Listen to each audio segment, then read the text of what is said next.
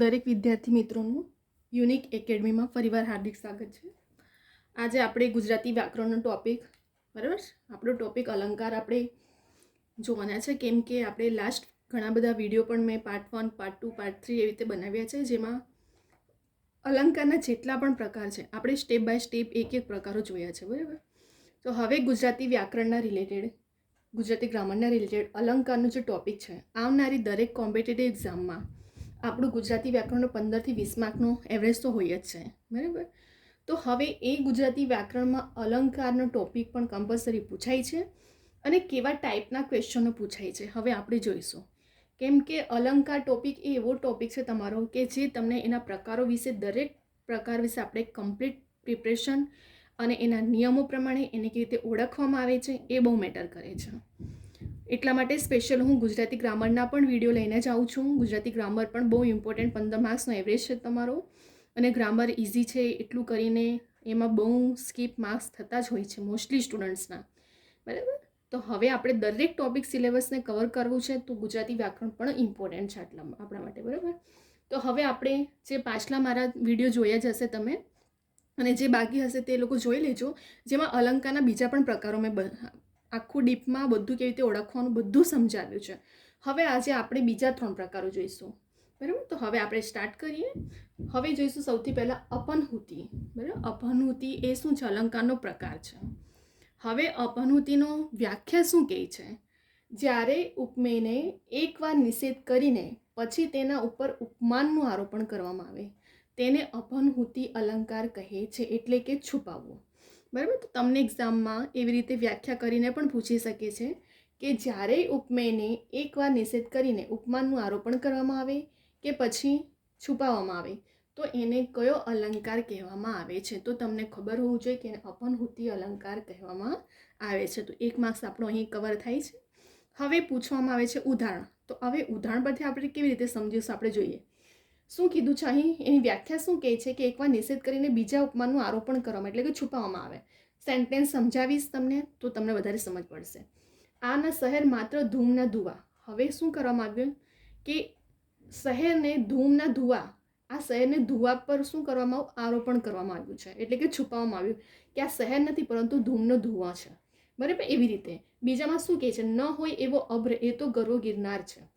તો આ જે અભ્ર છે એને શેના દ્વારા આરોપણ કરવામાં આવ્યું છે? શેના ઉપર?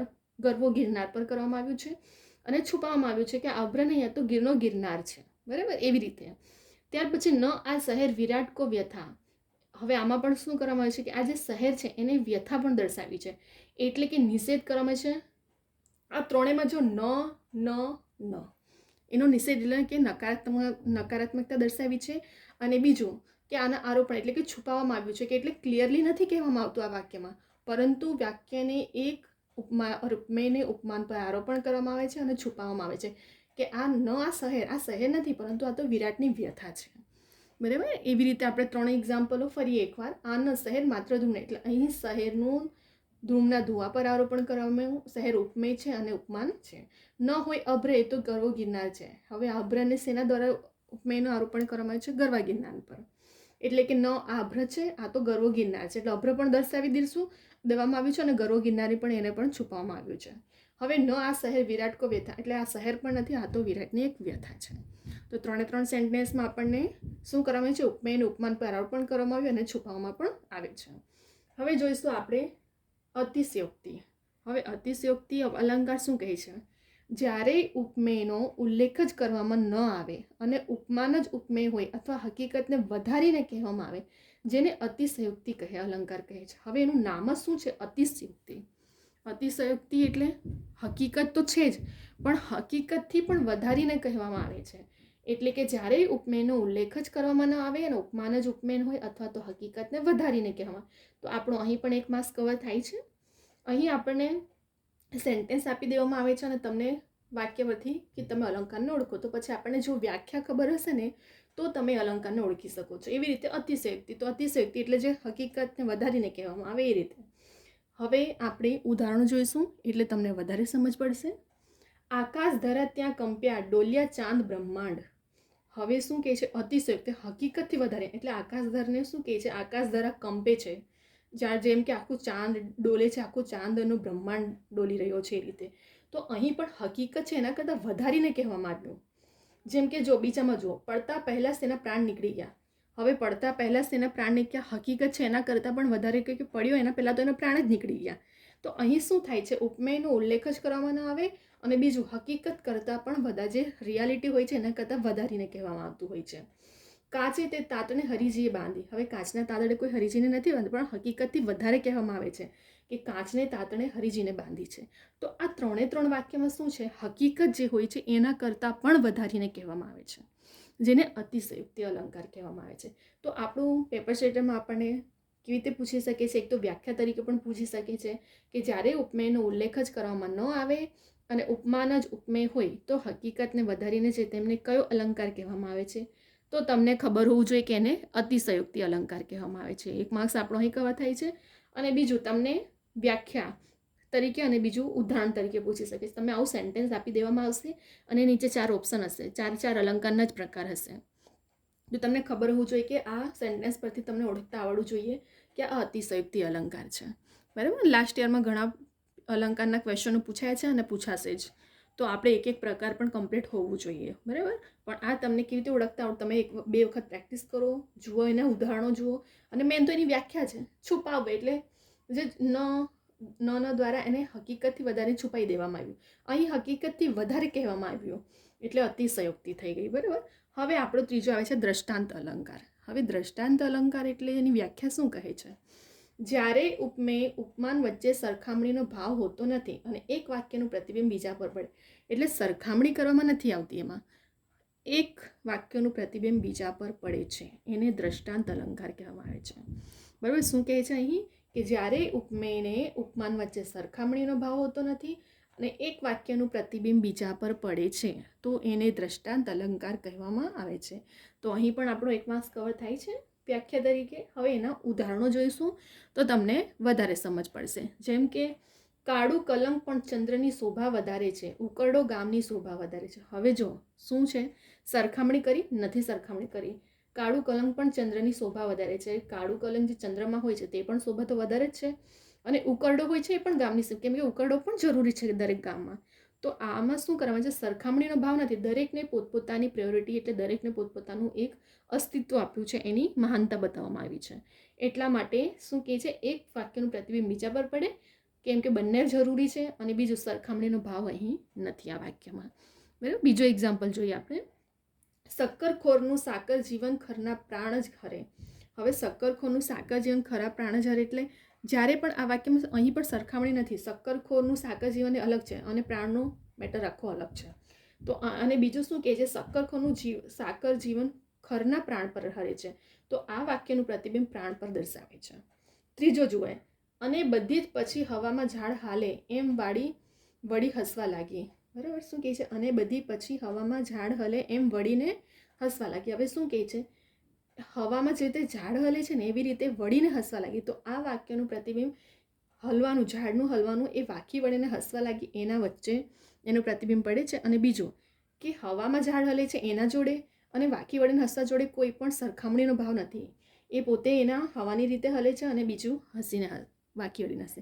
તો અહીં પણ સરખામણીનો ભાવ નથી, ફક્ત એક વાક્યનું બીજા વાક્ય પર શું થઈ ગયું છે, એનું અસ્તિત્વ, એટલે એની અસર શું થાય છે એ બતાવ્યું છે. બરાબર. તો દ્રષ્ટાંત ઉદાહરણના પર 3 આપણે ઉદાહરણો જોઈ લીધા, એની વ્યાખ્યા પણ જોઈ લીધી.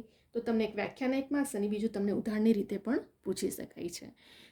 અને એવું નથી કે ગ્રામર ઇઝી છે, ઘણા સ્ટુડન્ટ એવું કરે છે ફક્ત રિઝનિંગ, એવું ના કરતા. મેરિટમાં આવું છે તમારે તો પછી દરેક સિલેબસના દરેક ટોપિક કવર કરવા પડશે, કેમ કે એક માર્ક્સ પણ બહુ ઇમ્પોર્ટન્ટ છે અને ગુજરાતી વ્યાકરણના 15 થી 20 માર્કનો એવરેજ તો હોય જ છે. અને સ્પેશિયલ મેં એના માટે, જેમ કે નિયમો પ્રમાણે એના નિયમો શું કહે છે, બરાબર, એને કેવી રીતે ઓળખવામાં આવે છે, બરાબર, એ દરેક મેં તમને ડીપમાં સમજાવ્યું પણ છે કે કેવી રીતે તમને પૂછી શકીએ છીએ પેપર સેટર કોમ્પિટિશનને ટફ કરવા માટે, વ્યાખ્યા તરીકે પણ પૂછી શકે છે અને ઉદાહરણ તરીકે પણ પૂછી શકે છે. તો તમને ગમે ત્યાંથી પૂછે, જો આપણને વ્યાખ્યા ખબર હોય તો વ્યાખ્યા ખબર હોય તો આપણને ઉદાહરણ પણ આવડવાનું જ છે. ગમે તેવું સેન્ટેન્સ તમને મૂકે, જો તમને ખબર હોય કે અપનહૂતિ એટલે છુપાવવું, તો પછી વાક્યના હકીકત છુપાવવામાં આવી હોય તો પછી કયો અલંકાર બની જાય, અપનહૂતિ બની જાય છે. એવી જ્યારે અતિશયોક્તિ એની નામના શબ્દોમાં જ એની વ્યાખ્યા સમાયેલી છે. જેમ કે અહીં શું કહેવામાં કે હકીકતને વધારીને કહેવામાં આવ્યું, તે શું બની ગઈ? અતિશયોક્તિ બની ગઈ છે અહીં. હવે દ્રષ્ટાંતમાં શું થઈ જાય કે સરખામણીનો ભાવ નથી અને એકબીજાનું પ્રતિબિંબ બીજા પર પડે છે. તો અહીં પણ શું થાય છે દ્રષ્ટાંતમાં પણ કે ઉપમાન અને ઉપમેય વચ્ચે સરખામણીનો ભાવ નથી અને પ્રતિબિંબ પડે છે. અને જેવી રીતે ઉદાહરણો તમને મેં દર્શાવ્યું, બરાબર, હકીકતથી વધારે નથી કે હકીકતથી ઓછું નથી, જે છે તે છે અને જે વાક્યનું બીજા પર પ્રતિબિંબ પડે છે. હવે ફરી એકવાર આપણે 3 ડીપમાં તો જોઈ લીધું છે. એક વખત હું રિવિઝન કરાવી દઉં છું, જેથી કરીને જે અમુક સ્ટુડન્ટને ના થોડું કન્ફ્યુઝન હોય તો ક્લિયર કરી કાઢીએ આપણે, બરાબર. તો ફરી એકવાર આપણે જોઈ લઈએ, કેમ કે આવનારી એક્ઝામમાં આવનારી એક્ઝામ એવું નથી કે ફક્ત એક જ કોમ્પિટિટિવ એક્ઝામ, આવનારી જેટલી પણ કોમ્પિટિટિવ એક્ઝામ છે હાલમાં તેમના દરેકમાં ગુજરાતી વ્યાકરણ સિલેબસમાં છે અને અલંકાર ટોપિક પણ સિલેબસમાં છે. તો હવે આપણે આ ટોપિકને પણ કવર કરવાનું છે, એટલા માટે જ મેં સ્પેશિયલ વિડીયો બનાવ્યો. અને એવું નથી કે ફક્ત કોમ્પિટિટિવ એક્ઝામના જ સ્ટુડન્ટ્સને, આ 11th 12th 9th 10thમાં પણ ગુજરાતી વ્યાકરણ તો બેઝિક ગ્રામર છે, તો એમના માટે પણ એ યુઝફુલ છે આ વિડીયો, બરાબર. તો દરેક વિડીયો દરેક સ્ટુડન્ટ માટે ઉપયોગી છે અને દરેક સ્ટુડન્ટ જોજો એને કેવી રીતે એના અલંકારના પ્રકારો પડે છે. મારા દરેક વિડીયો અલંકારના ટોપિક પર છે બીજા પણ, બરાબર, કેમ કે મેં પાર્ટ 1 પાર્ટ 2 પાર્ટ 3 એવી રીતે બનાવ્યા છે, કેમ કે અલંકારના બીજા પણ અલગ અલગ પ્રકારો છે. તો દરેક પ્રકાર વિશે આપણને નોલેજ હોવું જોઈએ, જેથી કરીને ગમે ત્યાંથી ક્વેશ્ચન પૂછે તો આપણને ખબર હોવું જોઈએ. તો હવે આપણે એક વખત રિવિઝન કરી લઈએ. અપનહુતિ શું કહે છે? એક વ્યાખ્યા પૂછીને કે ઉપમેયને જ્યારે એકવાર નિષેધ કરીને તેના ઉપર ઉપમાનનું આરોપણ કરવામાં આવે એટલે કે હકીકતને છુપાવવામાં આવે. ઇન શોર્ટ, તો એ કયો અલંકાર બને છે? અપનહુતિ કહેવામાં આવે છે. એક માર્ક તમારો અહીં કવર થાય છે. હવે ઉદાહરણ આપીને પણ પૂછવામાં આવે છે. તો ઉદાહરણમાં આપણે કઈ રીતે સમજ્યા કે હકીકતને છુપાવવામાં આવી કે આ શહેર નથી, આ તો ધૂમની ધુઆ છે, આ અભ્ર નહીં, આ તો ગરવો ગિરનાર છે. એટલે છુપાવવામાં પણ આવ્યું કે આ અભ્ર નહીં, આ તો ગરવો ગિરનાર છે, બરાબર. નિષેધ ન વર્ડ જો 3 વાક્યમાં યુઝ થયો છે, બરાબર. અને છુપાવવામાં કે આ શહેર તો વિરાટની નહીં પણ વ્યથા પણ છે, તો એટલે એને કહેવામાં આવે છે અપનહુતિ અલંકાર. બીજામાં અતિશયોક્તિ એટલે હકીકતને વધારે, ઉપમેયનો ઉલ્લેખ જ કરવામાં આવે અને ઉપમેય ઉપમાન જ હોય. હકીકતને વધારે એટલે અતિશયોક્તિ. જેમ કે આકાશ ધરાતા કંપે, ડોલિયા ચાંદ બ્રહ્માંડ, આકાશ ધરા કંપે અને એના કરતાં તો ડોલિયા ચાંદના બ્રહ્માંડમાં પણ ડોલે છે એવું કહે છે. તો આ પણ શું કહે છે? હકીકત કરતાં વધારે દર્શાવવામાં આવ્યો. પડતા પહેલાં જ પ્રાણ, હવે પડ્યું એના પહેલાં જ પ્રાણ નીકળી ગયા, પણ હકીકત કરતાં વધારે હતું. કાચે તાતણે હરીજીને બાંધ્યા, તો કાચના તાતણે કોઈ નથી બાંધવા જતું, એ પણ હકીકત કરતાં વધારે છે. તો આપણે આમાંથી પણ વ્યાખ્યાનો પણ એક માસ કવર થાય છે અને બીજો એના ઉદાહરણો જોઈએ. તો ઉદાહરણોમાં પણ એક માસ આપણું કવર થઈ જાય છે અહીં, બરાબર. તમે 3 વાક્યમાં સમજાવ્યું છે કે અતિશયોક્તિ એટલે કેવી રીતે હકીકતને વધારવામાં આવે છે. હવે દ્રષ્ટાંતમાં શું કહે છે કે ઉપમેય અને ઉપમાન વચ્ચે સરખામણીનો ભાવ નથી અને એક વાક્યનું પ્રતિબિંબ બીજા પર પડે છે, બરાબર. તો એક વાક્યનું સરખામણીનો તો ભાવ છે જ નહીં અને પ્રતિબિંબ પડે છે, એટલે ઉદાહરણ જોઈએ આપણે.